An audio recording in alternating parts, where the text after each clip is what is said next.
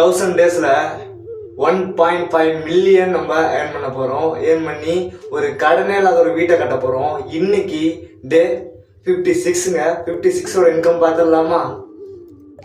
டோட்டலாக எத்தனை மணி நேரம் ஆன்லைனில் இருந்திருக்கோம் அப்படின்னு பார்த்தீங்கன்னா 12 hours 45 நிமிஷம் வந்து பார்த்தீங்கன்னா ஆன்லைனில் இருந்திருக்கிறோம். எத்தனை ஆர்டர் பார்த்துருக்கோம் அப்படின்னு பார்த்தீங்கன்னா கிட்டத்தட்ட வந்து பார்த்தீங்கன்னா 38 ஆர்டர் பார்த்துருக்கோம். இதில் 42 காமிக்கும், அது இல்லை.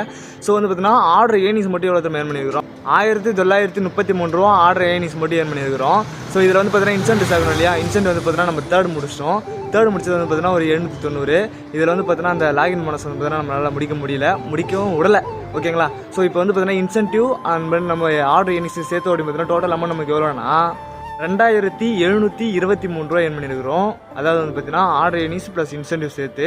ஸோ இதில் வந்து பார்த்தீங்கன்னா நம்ம ஆல்ரெடி சேர்த்து வச்சிருந்தோம் இல்லையா? அந்த அமௌண்ட் சேர்த்து அப்படின்னு பார்த்தீங்கன்னா டோட்டல் அமௌண்ட் நமக்கு எவ்வளோனா 13,613 ரூபா ஏர்ன் பண்ணியிருக்கிறோம். டே 1லேருந்து டே 56 வரையும். 57ல் பார்க்கலாம் கைஸ். பாய். இங்கே மழை பெய்யுது ரொம்ப. ஸோ நாளைக்கு வந்து பார்த்தீங்கன்னா ஒரு வீடியோ வரும், பயங்கரமாக இருக்கும்.